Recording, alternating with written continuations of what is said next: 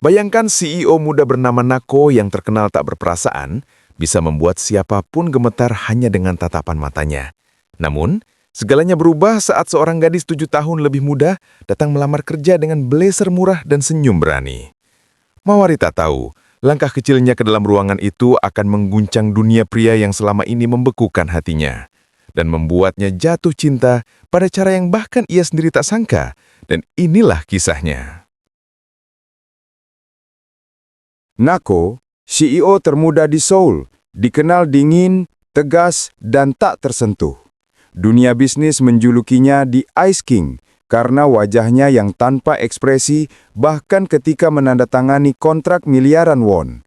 Tapi di balik jas hitam mahal dan tatapan tajamnya, tak banyak yang tahu. Dia hidup sendiri, dikelilingi kesepian yang bahkan kekayaan tak bisa beli. Hari itu, hujan membasahi trotoar depan gedung perusahaan miliknya, K-Group. Seorang gadis muda berdiri di bawah payung biru tua, menggenggam map lusuh dan menatap tinggi ke arah logo perusahaan. Mawari, 22 tahun, baru saja lulus universitas, datang untuk wawancara kerja sebagai staf magang. Rambutnya agak kusut karena angin, tapi matanya bersinar dengan semangat yang membuat orang sulit berpaling. Di lobi megah itu, semua mata memandangnya seolah ia tak pantas berada di tempat semewah itu. Sepatu datar, blazer murah, dan ekspresi gugupnya tampak mencolok di antara para pelamar yang berpakaian glamor. "Nama?" tanya resepsionis tanpa menatap. "Mawarihan." Gadis itu menunduk sopan, suaranya lembut namun jelas. "Silakan tunggu, wawancara batch terakhir akan dimulai sebentar lagi." Ia duduk di bangku marmer, menatap pantulan dirinya di dinding kaca. Di dalam lift kaca yang naik menuju lantai 30, Nako baru saja selesai rapat penting. Ia tak menyukai keterlambatan, dan terlebih lagi tak menyukai gangguan. Namun pandangannya berhenti saat ia melihat di layar CCTV lobi. Seorang gadis muda, duduk tegap tapi jelas gugup. Entah kenapa, tatapan itu menahannya beberapa detik lebih lama dari biasanya. "Dia?" Gumamnya seolah mencoba memahami apa yang menarik. "Hanya pelamar magang, Tuan," jawab sekretarisnya. Nako tak menjawab, tapi matanya menajam. "Kirimkan dia ke ruang wawancara terakhir. Aku sendiri yang akan menilai." Sekretaris menatap kaget, tapi langsung menunduk dan pergi. Tak ada yang pernah menyangka CEO sendiri mau turun tangan menilai seorang magang. Beberapa menit kemudian, Mawari masuk ke ruang luas dengan pemandangan kota Seoul yang megah di belakangnya. Ia tak tahu bahwa pria di balik meja itu adalah Nako, CEO perusahaan yang diidolakannya sejak kuliah. "Silakan duduk." Suara pria itu dalam, dingin, dan memotong udara seperti bilah. Mawari menelan ludah. "Terima kasih, Pak." "Kenapa kamu ingin bekerja di K-Group?" tanya Nako tanpa menatapnya. Matanya menelusuri berkas di tangannya. "Karena saya ingin belajar dari yang terbaik. Saya tahu saya tak punya latar belakang hebat, tapi saya punya kemauan yang kuat." "Kemauan tak cukup di dunia ini," potong Nako tajam. "Kau akan cepat hancur jika hanya mengandalkan semangat." Mawari menggenggam tangannya di pangkuan, tapi tidak menunduk. "Mungkin benar, tapi tanpa semangat, saya bahkan takkan berani duduk di sini sekarang." Nako mendongak perlahan, tatapannya menelusuri wajah gadis itu. Ada keberanian di balik kegugupannya, dan sesuatu yang membuat jantungnya berdetak sedikit lebih cepat dari biasanya. Untuk pertama kalinya dalam waktu lama, ia tersenyum tipis. "Kau diterima. Mulai besok." Sejak hari itu, hidup Mawari berubah. Bekerja di bawah CEO dingin seperti Nako bukan hal mudah.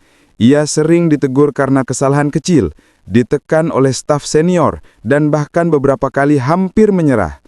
Tapi setiap kali, entah kenapa, Nako selalu muncul di saat paling tak terduga, membantu diam-diam tanpa terlihat membantu.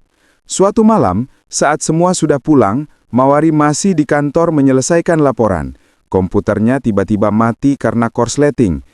"Kenapa kamu belum pulang?" Suara dingin itu terdengar di belakangnya. Mawari menoleh cepat, terkejut. "Tuan Nako, saya hanya ingin menyelesaikan laporan ini. Sudah malam, pulang." "Tapi, aku bilang pulang." Nada suaranya tegas, tapi entah kenapa, terdengar seperti kekhawatiran. "Komputermu rusak. Kirimkan datanya besok. Aku akan mengurus teknisinya. Mawari menunduk. Baik, Pak. Namun sebelum ia melangkah, listrik di ruangan tiba-tiba padam. Lampu darurat menyala redup. Sial, gumam Nako. Tunggu di sini. Tapi Mawari menahannya. Tuan, mungkin saya bisa bantu. Diam di tempat. Gelap. Ia tertawa kecil. Saya tidak takut gelap, Tuan. Itu pertama kalinya Nako menatap seseorang begitu lama dalam cahaya redup. Senyuman kecil gadis itu terasa hangat. Entah kenapa, seolah seluruh dinding es di dadanya retak sedikit. Setelah malam itu, perlahan hubungan mereka berubah. Nako mulai memperhatikan. Ia sering memanggil Mawari untuk proyek-proyek kecil, lalu berakhir dengan percakapan ringan di sela pekerjaan.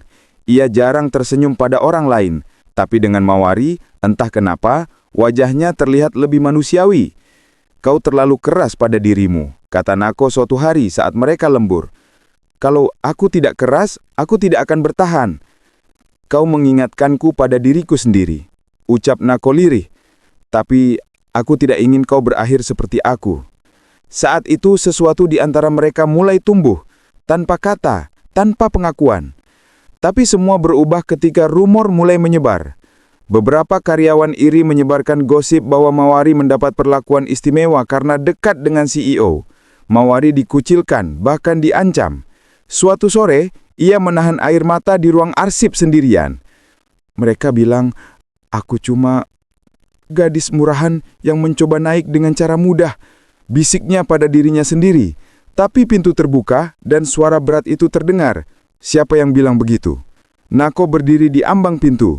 Wajahnya gelap oleh amarah. Tuan, tidak apa-apa, saya... Diam.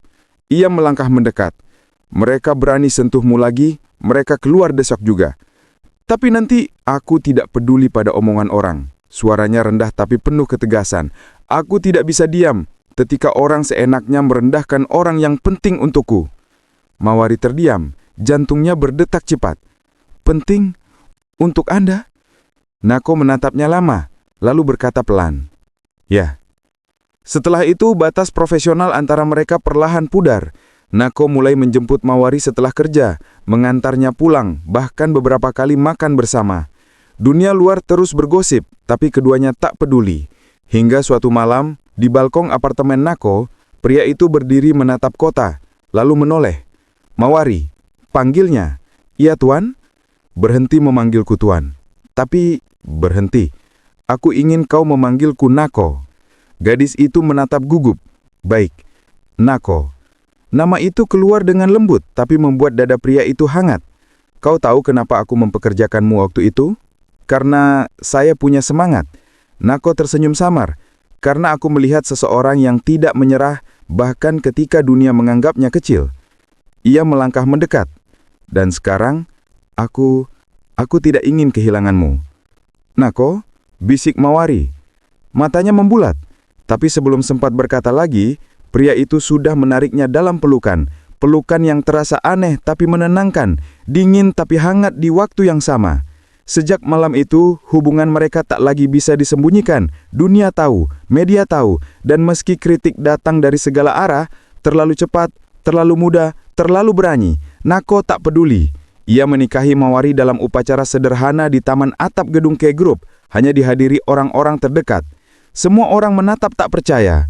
CEO dingin itu kini memegang tangan seorang gadis 7 tahun lebih muda dengan mata penuh cinta. Setelah menikah, hidup mereka tak selalu mudah. Perbedaan usia, pandangan dan tekanan publik sempat membuat Mawari merasa kecil lagi.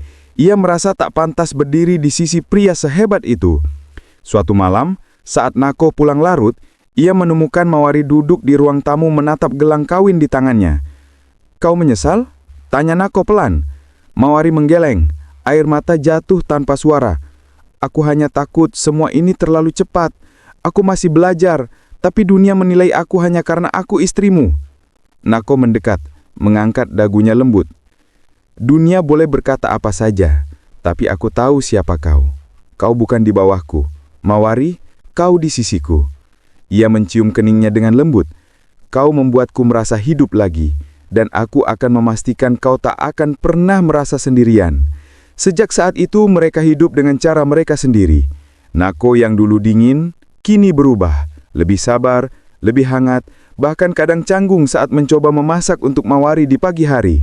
Karyawan di kantor mulai terbiasa melihat CEO yang dulu tak pernah tersenyum, kini menatap layar ponsel sambil tersenyum diam-diam karena pesan singkat dari istrinya. Dan setiap kali ada yang menyinggung perbedaan usia mereka, Nako hanya berkata santai, "Dia 7 tahun lebih muda, tapi dalam cinta, dialah yang membuatku dewasa." Di balik semua itu, cinta mereka bukan tanpa ujian. Nako sempat jatuh sakit akibat kelelahan kerja, dan Mawari merawatnya tanpa henti, membuktikan bahwa cintanya bukan karena status, tapi karena ketulusan. "Kau seharusnya istirahat, bukan menjagaku," ucap Nako dengan suara serak. "Aku tidak butuh dunia, Nako. Aku hanya butuh kau." Dan untuk pertama kalinya, pria itu menangis, bukan karena lemah, tapi karena sadar, gadis muda yang dulu ia anggap hanya karyawan polos kini telah menjadi rumah baginya. Tahun demi tahun berlalu, gosip mereda dan Nako tetap setia.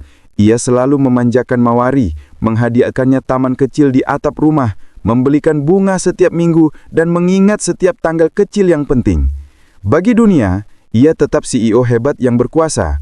Tapi bagi Mawari, ia hanyalah Nako, pria yang dulu dingin, kini hangat dalam pelukannya.